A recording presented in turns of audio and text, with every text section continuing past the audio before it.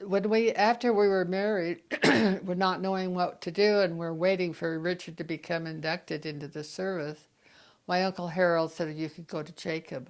And so on the 15th of April, he had a ride arranged, and we went down to Jacob. And he left on May the 1st for induction into the Army at Fort Ord. Interesting, he was registered in Utah as eligible to be inducted, and then he was also registered in Los Angeles. And after he was at Fort Ord just a short while, the FBI arrived on the base, and the commanding officer called Richard in to find out what was going on, and they said, "We're looking for Richard Nixon. He's avoided being inducted into the service. He's what do they call it when they go off without fulfilling their responsibility? A draft dodger? He's a draft dodger. We're looking for Richard Nixon. He's a draft dodger." Well, here he's standing before the commanding officer in full uniform, so they left. And he had another experience in Germany. I'll tell that later, where the FBI came after him. Now another time, this is my life, but another time the FBI came after Richard was when he was living on West 8th Street in Los Angeles. It was in an apartment complex. And down in the basement, he had put together a radio system and then a system where he could call his mother from the basement. And he spliced the lines. And the FBI came, and that was against federal regulations to do what he did in splicing those lines. And he didn't know it at the time, but they didn't arrest him. But they were quite amazed at he was only, I think, 12 or 13 and how he did it. And he would have been a very good electrical engineer, but he didn't want to compete with his brother.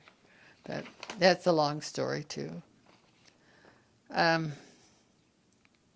So I continued to work at Jacob Lake until June, when they would have an open house at Fort Ord. And so I went home on the bus to Walnut Creek and stayed there and went down to Fort Ord the night before, and then my parents came down the following day of this open house.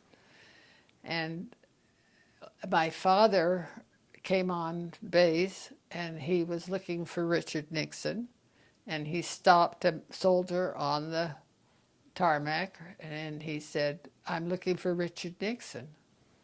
And Richard said, "I think you're looking for me, Dad." And that's how my dad was introduced to my husband, Richard, and Mother also that day of the open house. So it wasn't a regular way of meeting your in-laws. Oh, I met my mother-in-law, Lyle, the morning of our wedding. That's how I met Grandma Nixon.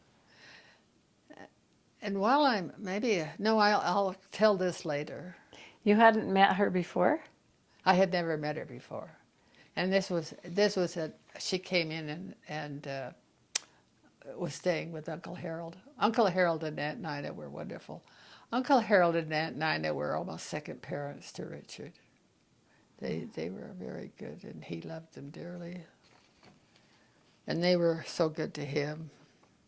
In fact, I don't know if you knew this. I don't know if very many people know this, but it was Uncle Harold and Uncle Ez that kept Richard on the mission. Uncle Harold? Uncle Harold and Uncle Ez. Yeah. Financially, you mean?